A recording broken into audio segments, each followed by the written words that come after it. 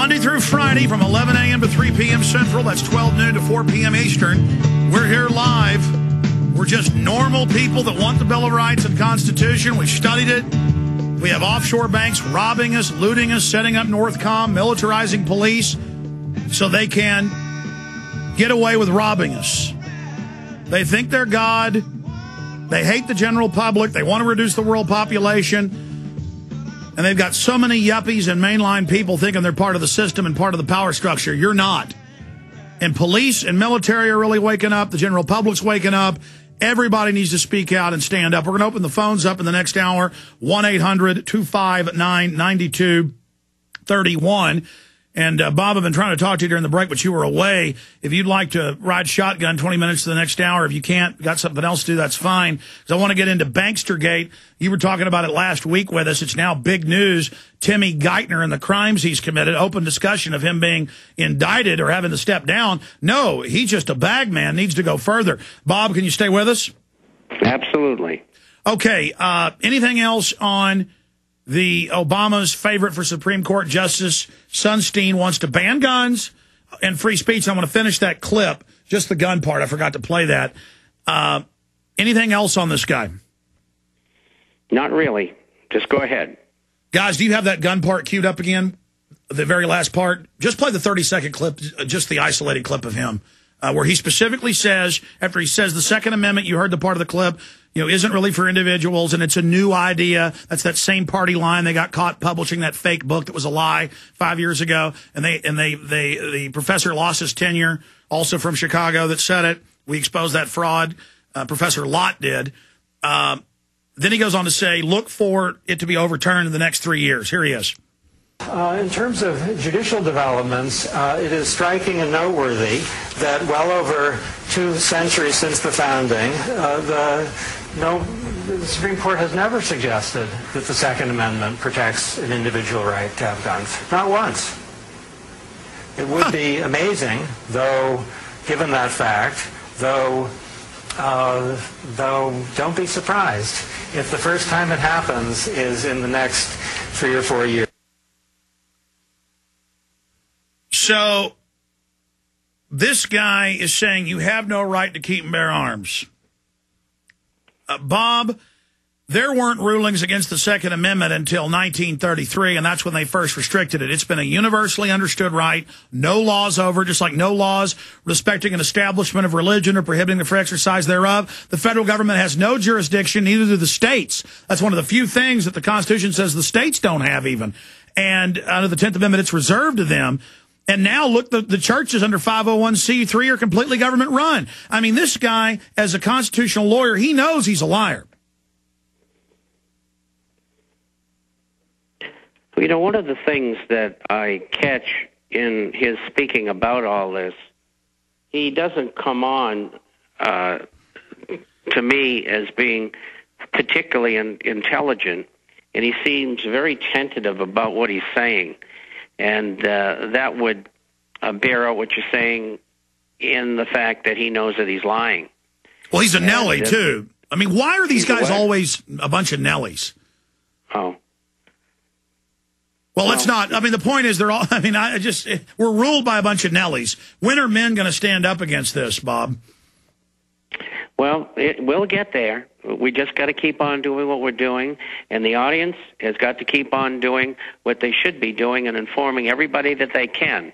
And then we can stop these people, and we start by getting Congress dismissed. And we get new people in there and say, look, we don't want you getting paid off by the pharmaceutical companies and the banks and the insurance and Wall Street who really run our country.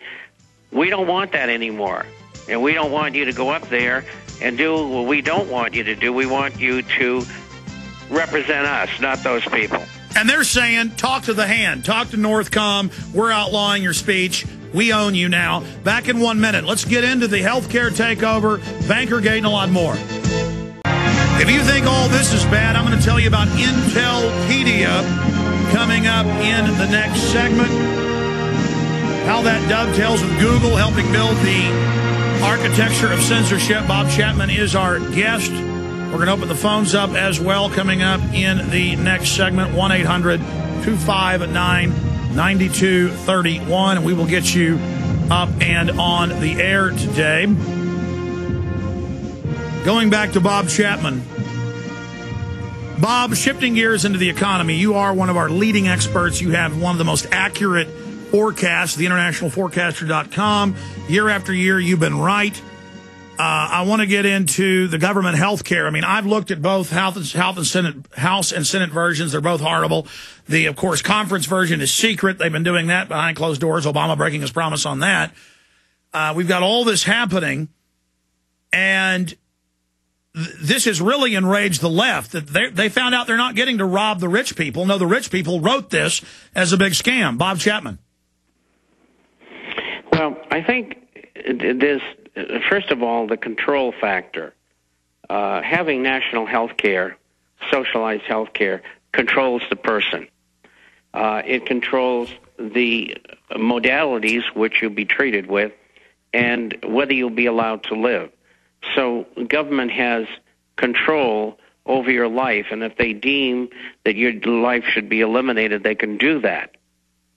The second point, I think, which is very, very strong as well, is that there are 50 million people who don't have any insurance presently, and it would be mandatory for them to have that.